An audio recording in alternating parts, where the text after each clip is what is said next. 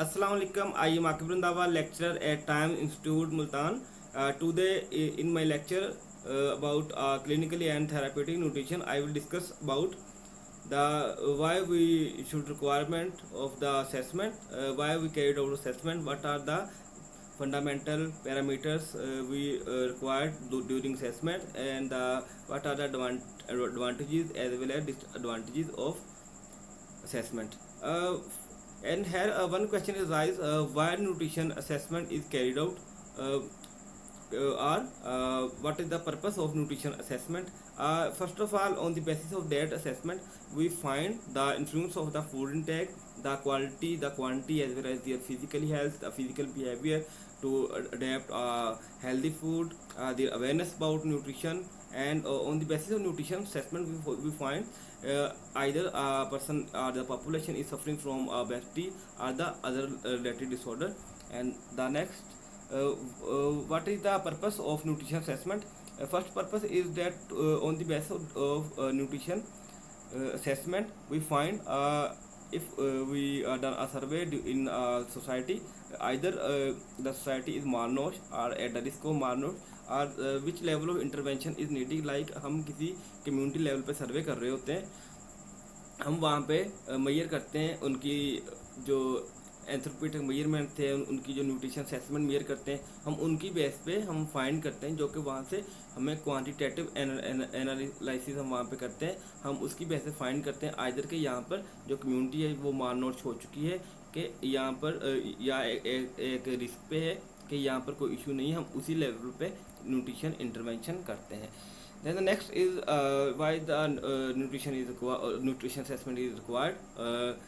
On the basis of these assessment, a care program that meet the community needs, which are defined as by assessment. कि हम जो assessment करते हैं उसकी base पे हम कम्युनिटी पे जो न्यूट्रिशन रिक्वायर्ड होती हैं, हम उसकी बेस पे उस पर इंटरवेंशन करते हैं. तो to then further to measure the effectiveness of nutrition programme और इंटरवेंशन, लाइक मैंने आपको लास्ट लेक्चर में बताया था कि जब आप कोई भी असेसमेंट करते हैं उसके कुछ हेल्थ केयर प्रोटोकॉल्स होते हैं कि आपने पहले उसकी असेसमेंट करनी है, असेसमेंट करके उसकी मेडिकल हिस्ट्री जब फाइंडिंग करनी है, देन आपने न्यूट्रिशन इंटरवेंशन करनी है, इंटरवेंशन करने के बाद आपने उसकी मॉनिटरिंग करनी है और उसकी एवेल्यूएशन करनी है कि आपने जो वहाँ पे न्यूट्रिशन इंटरवेंशन की है आया कि उनके पॉजिटिव रिजल्ट्स मिल रहे हैं कि नहीं. लाइक हमने एक जगह पहले एक असेसमेंट की तो हमने देखना है कि हमने जो 2 मंथ बाद दोबारा फाइंडिंग ली आफ्टर न्यूट्रिशन इंटरवेंशन, क्या वो जो फाइंडिंग है उसमें कोई इम्प्रोवाइजेशन हुई है कि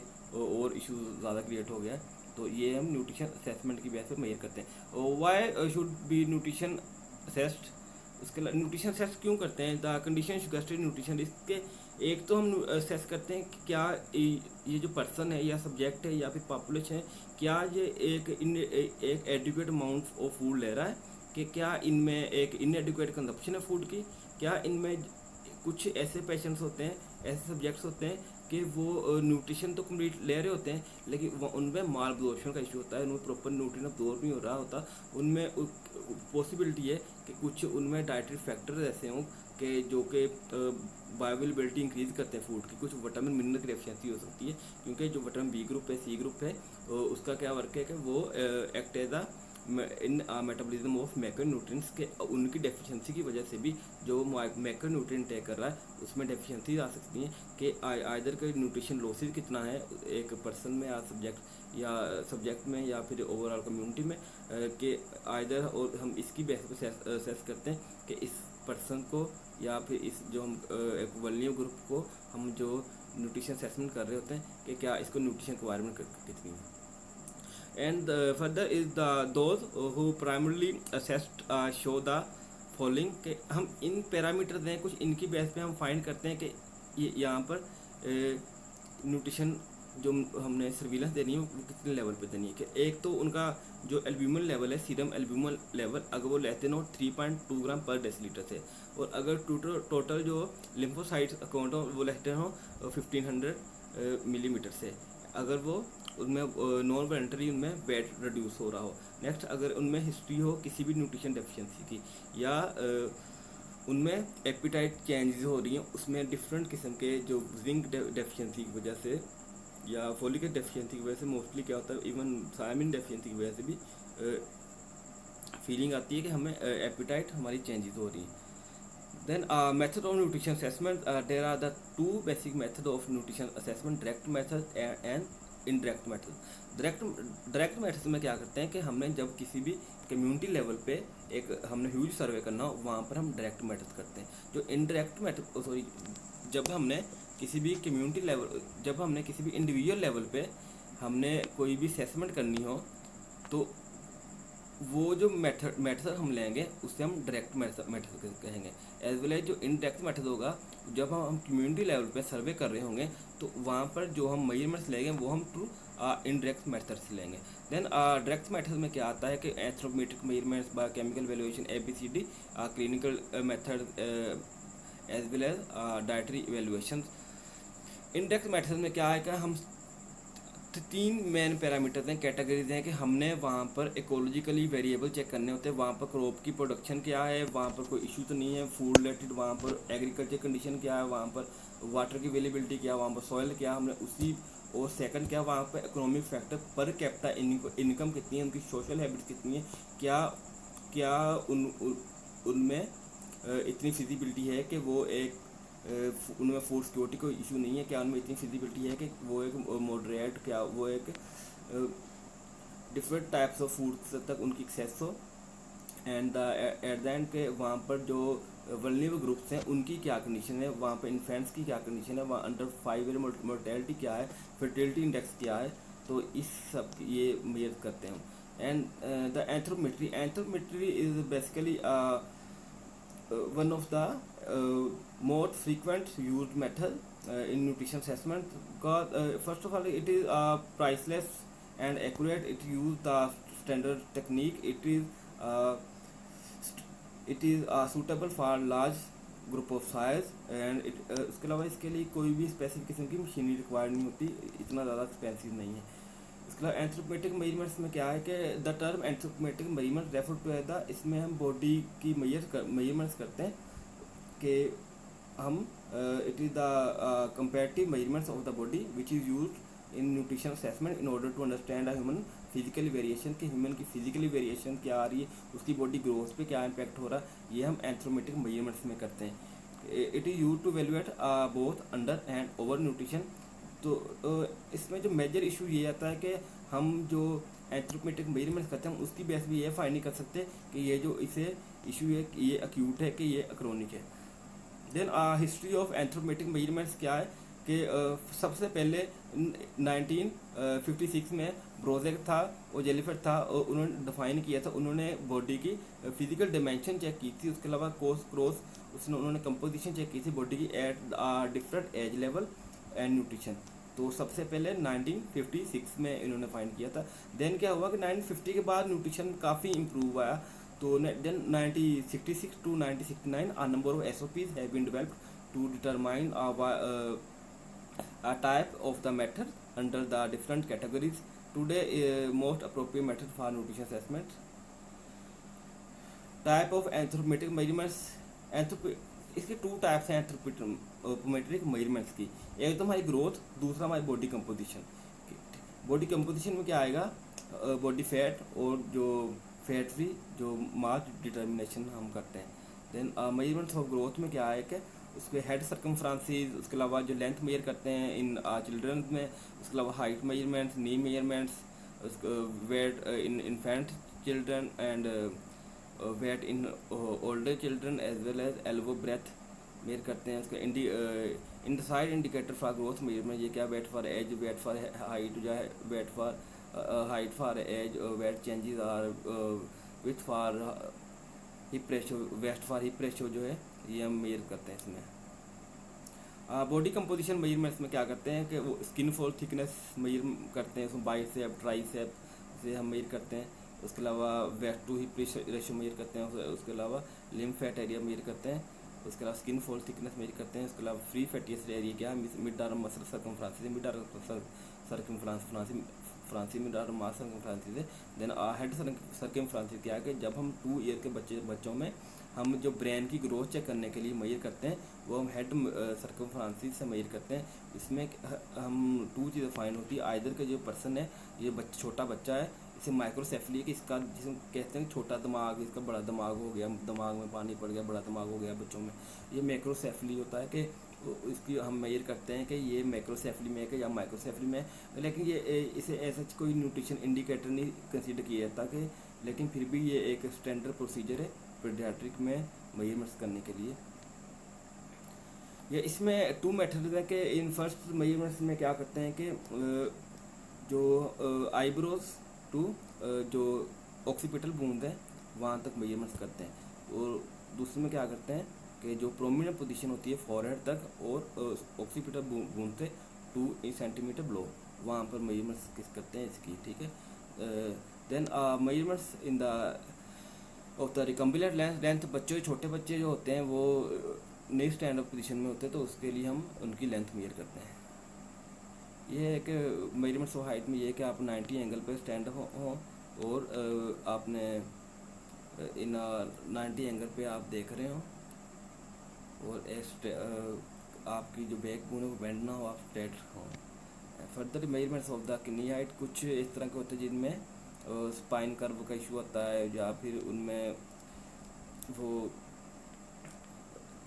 आईसीयू में होते हैं, सीसीयू में होते हैं, उनकी हम मेजरमेंट्स के लिए हम उन्हें ये तो नहीं कह सकते ना कि आप अपना हाइट करवाएं खड़े होकर ये वो, तो हम उनकी जो है हम नी हाइट से हम उनकी मेजर कर लेते हैं उनकी height. Then further is measurements of elbow breadth. Elbow breadth क्या है? It is a measure the distance between the जो एपिकॉन्ड्रियल है ऑफ द ह्यूमरस, ये जो मैक्सिमल एरिया होता है तो उसे हम मेजर करते हैं, तो उस पर बाजू को हम 90 एंगल पर रखते हैं।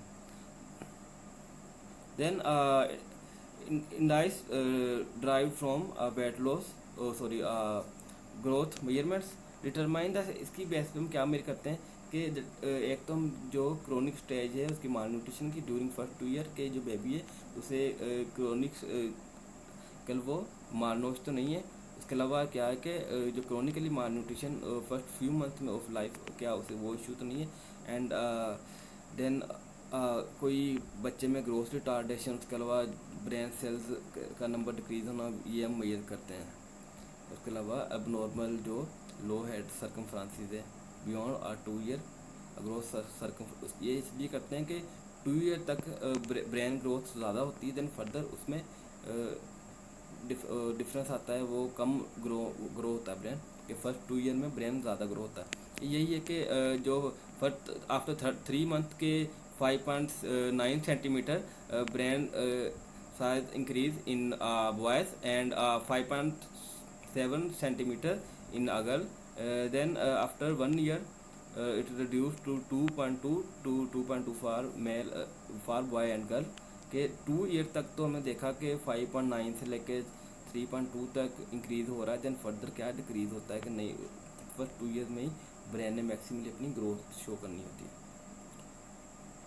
देन वेट फॉर हाइट, ये है कि जिसकी लो वेट हो उसकी हाइट के हिसाब से उसे एक्यूट माल न्यूट्रिशन कहेंगे, उसे हम वेस्टिंग कंसीडर करेंगे। अगर उसकी हाइट फॉर एज, अगर उसकी लो हाइट हो उसकी एज से, तो हम उसके क्रोनिकली माल न्यूट्रिशन कंसीडर करें, वो वेस्टिंग स्टंटिंग में आएगा। अगर वेट फॉर एज हो, लो वेट फॉर एज हो, तो हम ऐसे पेम में कंसीडर करेंगे, तो अंडर वेट कंसीडर होगा। देन अदर मेजरमेंट्स में क्या है कि मिड आर्म मसल सर्कमफ्रेंसेस है, स्किन थिकनेस है, हेड सर्कमफ्रेंसेस है, हेड टू चेस्ट रेशो है, वेस्ट टू हिप रेशो है।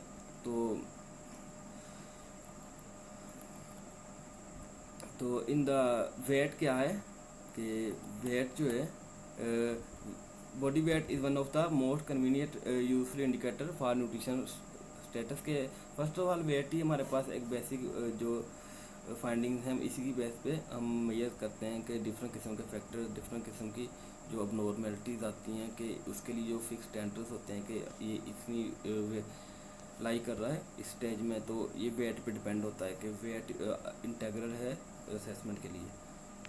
कि frequent low body weight infants is the offspring of poorly malnourished mother. ज़्यादा देखा गया है कि जो कि लो वेट इन्फेंट्स होते हैं उनकी मदर भी काफ़ी ज़्यादा न्यूट्रिशन कंप्रोमाइज़ होती है, उनमें प्रॉपर anemic होती हैं mostly.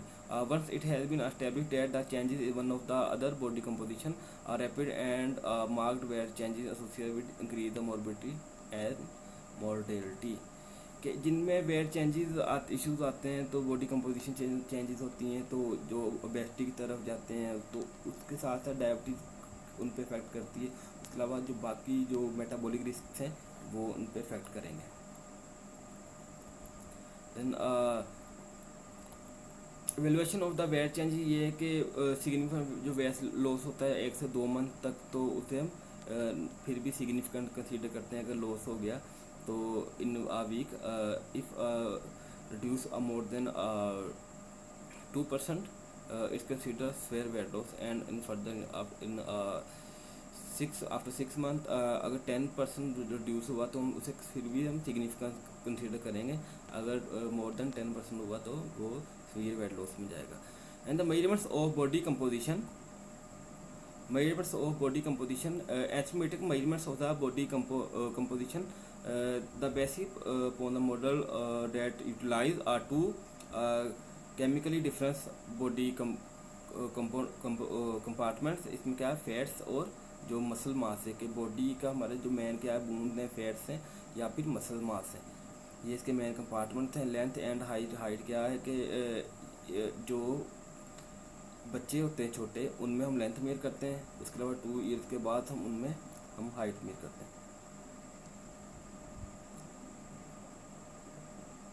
Then skin fold thickness of the 2 layer of the subcutaneous fats हम मेयर करते हैं. उसमें बाइसेप से और ट्राइसेप से मेयर करते हैं. Skin fold thickness measurements are use to estimate the total body fat. हम इसको फिर पुट करते हैं फार्मूले में, उसकी बेस पे हम फाइंड करते हैं कि ये किस रेंज में आ रहा है. तो and skin fold thickness can be measured by several sides, tricep, bicep. उसके अलावा सब के ऊपर साइड से भी. और and but the tricep is the usually employed the signing the fat store in the adults for practical usually present in this side. कि mostly हम ट्राइसेप से मेयर करते हैं और बाइसेप से मेयर करते हैं स्किन फोल्ड थिकनेस, क्योंकि वहाँ पर इतना फैट सबसे ज़्यादा होता है. The standard of upper arm anthropometric in adult, ये क्या है, ट्राइसेप स्किन फोल्ड थिकनेस अगर जो मेल में है उन्हें हम स्टैंडर्ड कंसीडर करते हैं 12.5 millimetre. As well in female 16.5 millimetre. And mid arm circumference 29.3 centimetre. As well in female 28.5 centimetre. And mid arm muscle circumference 25.3 in male and 23.5 in female.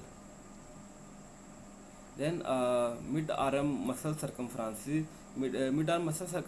can serve as a general index of the nutrition status.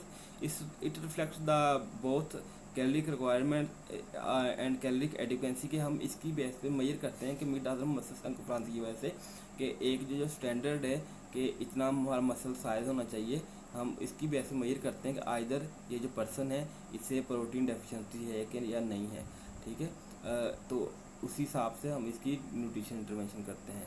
Then waste circumference क्या है कि waste जो circumference ये anthropometric measurements में ये हमारा most important assessment tool है कि हम इसकी बेस पे मेजर करते हैं जो 20% होते हैं उनकी.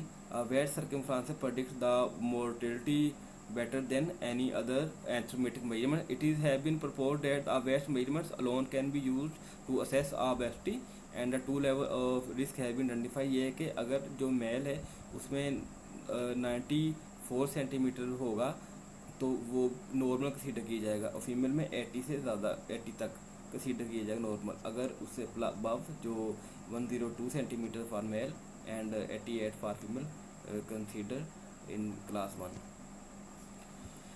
यही ऑलरेडी मैंने आपको बताया इसके बारे में कि ये जो अगर क्लास लेवल 1 में या क्लास 1 में वेरी करेगा तो उससे हम फिर भी नॉर्मल कंसीडर करेंगे. तो क्लास 2 में अगर वेरी करेगा तो उसको क्या है कि उसको डिफरेंट किस्म की वेट मैनेजमेंट टेक्निक यूज़ करनी होगी वेट रिड्यूस करने के लिए.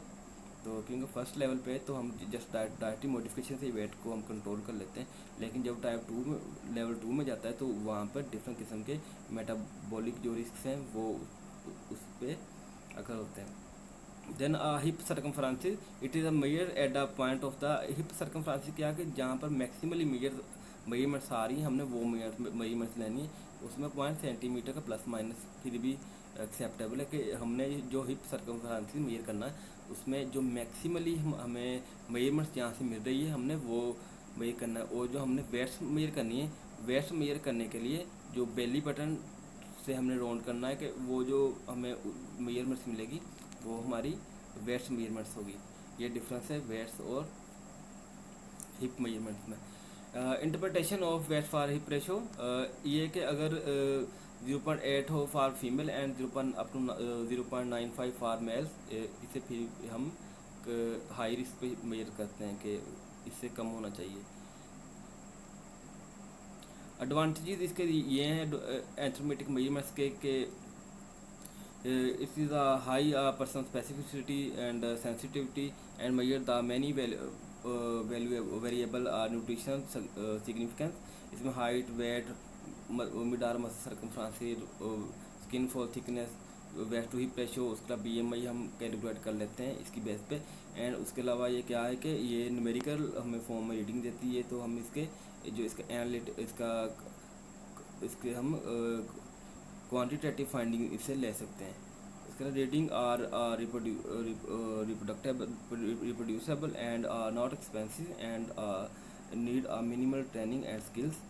एंड इसकी limitation of the anthropometry are the it is inter observance error in measurements के जो सब्जेक्ट है वो उसमें काफ़ी एरर आ सकते हैं मेजरमेंट्स लेते हुए।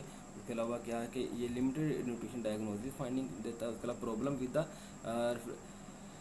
रेफरेंस स्टैंडर्ड्स के हमारे जिस तरह पाकिस्तान में हम केजीज में वो वेट ले रहे हैं, जो इंटरनेशनल स्टैंडर्ड हैं वो LBs में ले रहे हैं, तो ये कि इसमें डिफरेंसेस आ जाते हैं जिसकी वजह से इशू होते हैं। ओके, अल्लाह हाफ़िज़। In next chapter in next class I will discuss about the clinically requirements. Okay.